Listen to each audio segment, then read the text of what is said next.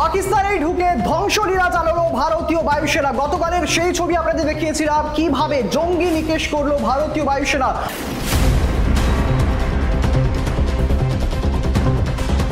অর্থাৎ শুধুমাত্র ভারতীয় বায়ুসেনা নয়, বায়ুসেনার পাশাপাশি স্থলসেনা এবং নৌসেনাও ছিল।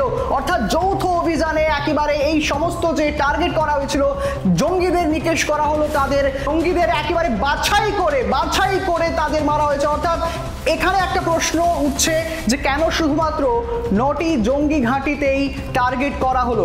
এখানে একটা বড় প্রশ্ন উঠছে, আরও তো অনেক জঙ্গি ঘাঁটি রয়েছে এলওসিতে, কিন্তু সেখানে মাত্র 9টি জঙ্গি ঘাঁটিতেই কেন ভারতীয় বায়ুসেনার নজরদারি ছিল? অর্থাৎ নজরদারি ছিল RAW অর্থাৎ ভারতীয় গোয়েন্দা সংস্থারও নজরদারি ছিল। সেই আমরা দেখেছিলাম পুলওয়ামা অ্যাটাক থেকে শুরু করে, পাশাপাশি যদি একটু পিছিয়ে যাই মুম্বাই অ্যাটাক, সেখানেও যে হামলা হয়েছিল, তারপর থেকেই এই সমস্ত জঙ্গি ঘাঁটিতে নজর ছিল ভারতীয় গোয়েন্দা সংস্থার। অর্থাৎ সেখান থেকেই এই যে পেহেলগামে হামলার পর যেভাবে একটা জঙ্গিদের বারবারান্ত হচ্ছিল এলওসিতে, সেখানেই ঘরে ঢুকে একেবারে নিকেশ করতে সক্ষম হলো ভারতীয় বায়ুসেনা। অর্থাৎ যে প্রশ্নটাই তুলেছিলাম একটু আগে, কেন সেখানেই বাছাই করে 9টি জঙ্গি ঘাঁটিতেই হামলা চালালো ভারতীয় বায়ুসেনা, একেবারে সেই ছবিটা দেখাবো। পুরো ইমেজ রয়েছে ঠিক কোন কোন জায়গায় হামলা চালানো হয়েছিল, কিভাবে হামলা চালানো হয়েছিল। প্রথমেই দেখাবো এখানে যে এলওসি রয়েছে অর্থাৎ লাইন অফ কন্ট্রোল, এখান থেকেই একেবারে এর পাশাপাশি একদম গা ঘেঁষে রয়েছে জঙ্গি সংগঠনগুলি। অর্থাৎ যে মূলত 3টি জঙ্গি সংগঠন রয়েছে, জৈশ-এ মোহাম্মদ, লস্কর-এ তৈবা এবং হিজবুল মুজাহিদিন। অর্থাৎ এই 3 জনের জঙ্গি সংগঠন এখানে একেবারে রয়েছে ছড়িয়ে ছিটিয়ে।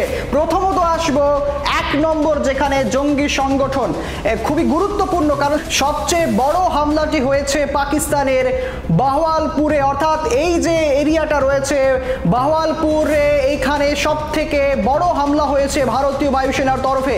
অর্থাৎ আন্তর্জাতিক সীমানা থেকে মাত্র 100 কিলোমিটার দূরে রয়েছে। খুবই গুরুত্বপূর্ণ একটা জায়গা। কেন বলছি? কারণ এখানেই রয়েছে জৈশ-এ মোহাম্মদের সদর দপ্তর। মনে করিয়ে দিই, কারণ 2019 সালের পুলওয়ামা হামলার পর থেকে এই জায়গাটি ভারতের নজরে ছিল। এখানকার সুবহানাল্লাহ মসজিদও লক্ষ্য বস্তুতে ছিল। এই মসজিদে এই 2019 সালের পুলওয়ামা হামলার ছক কষা হয়েছিল এবং জৈশ-এ জঙ্গিদের প্রশিক্ষণ দেওয়া হতো এই জায়গাতেই জৈশ-এ মোহাম্মদের জঙ্গিদের প্রশিক্ষণ দেওয়া হতো, মগজ ধোলাই করা হতো এবং এই জায়গাতেই কার্যত ধ্বংসলীলা চালালো ভারতীয় বায়ুসেনা। 2019 সালের পুলওয়ামা হামলার ছক কষা হয়েছিল এই জায়গা থেকেই। অর্থাৎ আরেকটি বড় হামলা হয়েছে মুরিদকেতে, একেবারে উল্টো দিকে রয়েছে সীমানা থেকে মাত্র 30 কিমি দূরে এখানেই রয়েছে মার্কাজ তৈবা মুরদিকে।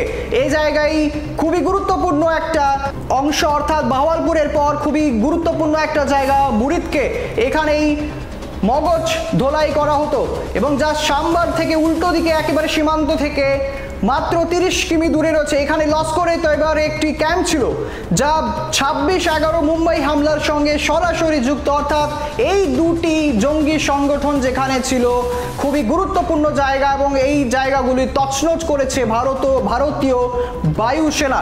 এবং তৃতীয়ত আমরা যাব সার্জল তেহরা কলন, অর্থাৎ এটিও হচ্ছে জৈশ-এ মোহাম্মদের জঙ্গি সংগঠনের ডেরা। এখানেই ছিল মগজ ধোলাই করা হতো জঙ্গি সংগঠনের যে সমস্ত জঙ্গিরা ছিল, তাদের এখানে ভারত বিদ্বেষী শেখানো হতো, তাদের মগজ ধোলাই করা হতো।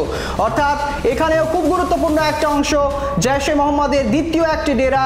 এটিও 2 নম্বরে যেটি দেখালাম সেটা কিন্তু লস্কর-এ তৈবা এবং জৈশ-এ মোহাম্মদের তৃতীয় জঙ্গি সংগঠন এখানেই ডেরা ছিল। এবং এবারে চতুর্থ দিকে আসবো, চতুর্থ জঙ্গি সংগঠন যেখানে ছিল মেহমুনা জোয়া সিয়ালকোট, হিজবুল মুজাহিদিন। অর্থাৎ এখানেই জঙ্গি সংগঠন HM-এর রয়েছিল, অর্থাৎ হিজবুল মুজাহিদিনের এখানেই জঙ্গি সংগঠন ছিল। এখান থেকে বহু কার্যকলাপ ভারত বিদ্বেষী করা হতো এবং এখানেও হামলা চালিয়েছে ভারতীয় বায়ুসেনা।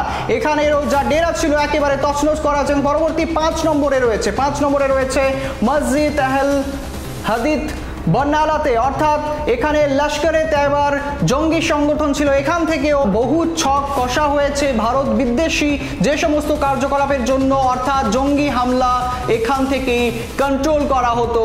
এখানে বেশ কিছু বিষয় রয়েছে যেখানে লস্কর-এ তৈবারের জঙ্গিরা এখান থেকেই কার্যকলাপ করতো। অর্থাৎ এরপরে যদি 6 নম্বরে যাই, একেবারে মসজিদ আব্বাস কোটলি, জৈশে মোহাম্মদের আরেকটি জঙ্গি ডেরা এখানে ছিল এবং এখান থেকেই তাদের মগজ ধোলাই করা হতো। পাশাপাশি রয়েছে 7 নম্বরে যদি বলি মাস্কার রাহিল শাহিদ, অর্থাৎ কোটলিতে এখানেও হিজবুল মুজাহিদিনের আরেকটি ডেরা, এখানেও জঙ্গি সংগঠনের একটা বড় একটা কার্যকলাপ করা হতো। জঙ্গিরা এখান থেকেই বিভিন্ন পরিকল্পনা করতেন কিভাবে ভারতে হামলা চালানো হবে, কখন হবে, সেই সমস্ত বিষয় এখান থেকেই পরিকল্পনা করা হতো। পাশাপাশি 8 নম্বরে রয়েছে একেবারে লাইন অফ কন্ট্রোলের এদিকে রয়েছে, সেখান থেকে যদি দেখি সওয়াই নাল্লা ক্যাম্প, অর্থাৎ খুবই গুরুত্বপূর্ণ একটা ক্যাম্প মুজফ্ফরবাদের। এখানে লস্করে তৈয়বার আরও একটি জঙ্গি ডেরা এখানে ছিল, এখানেও কিন্তু ভারতীয় বায়ুসেনা হামলা করে একেবারে তছনছ করেছে সেই ডেরা। এরপর 9 নম্বরের জায়গায় নজর রাখবো পাকিস্তান অকুপাইড কাশ্মীর, অর্থাৎ পাকিস্তান অকুপাইড কাশ্মীরে ঢুকে যেভাবে ভারতীয় বায়ুসেনা হামলা চালায় এবং সেখানে 9 নম্বরের যে ঘাঁটি রয়েছে জঙ্গি ঘাঁটি, সেখানে কার্যত তছনছ করে দেয় ভারতীয় বায়ুসেনা। এবং এই 9 নম্বর জঙ্গি ঘাঁটি হচ্ছে সৈয়দিনা বিলাল ক্যাম্প, অর্থাৎ মুজফ্ফরবাদে জৈশে মোহাম্মদের যে ক্যাম্প ছিল সেখানেও তছনছ করে দেয় ভারতীয় বায়ুসেনা। অর্থাৎ এই 9টা জঙ্গি ঘাঁটি যে সমস্ত রয়েছে পাকিস্তান অকুপাইড কাশ্মীরের মধ্যে, সেই সমস্ত জঙ্গি ঘাঁটিকে তছনছ করে দেয়। এবং মাসুদ আজহারের যে সমস্ত যারা পরিবার ছিলেন তারা এখানে ছিলেন, অর্থাৎ এই জায়গাতেই যারা ছিলেন তারা প্রাণ হারিয়েছেন। এবং তারপর মাসুদ আজহার বলছেন আমিও মরে যেতে চাই পরিবারের মৃত্যুতে, হতাশা, এমনটাই বলতে শোনা যায় মাসুদ আজহারকে। ঘনিষ্ঠ মহল সূত্রে খবর এমনটাই পাওয়া গেছিল। অর্থাৎ সব মিলিয়ে বলা যায় এই 9টি ঘাঁটি একেবারে গুড়িয়ে দিল ভারতীয় বায়ুসেনা। অর্থাৎ বুঝতেই পারছেন বেছে বেছে একেবারে নিকেশ করা হয়েছে জঙ্গিদের, অর্থাৎ তাদের ঘাঁটিকে একেবারে গুড়িয়ে দেওয়া হয়েছে। যেখান থেকে মগজ ধোলাই হতো সেই সমস্ত ঘাঁটি একেবারে গুড়িয়ে দেওয়া হয়েছে, জৈশে মোহাম্মদ থেকে শুরু করে লস্করে তৈয়বা এবং আর যে সমস্ত জঙ্গি সংগঠন ছিল একেবারে কার্যত গুড়িয়ে দেওয়া হয়েছে। সেদিকে আমাদের নজর থাকবে, আর এরপর কোন দিকে যায় জল গোড়ায় সেদিকে আমাদের নজর থাকবে। ততক্ষণ আপনাদের নজর থাকুক খবর বাংলার পর্দায়।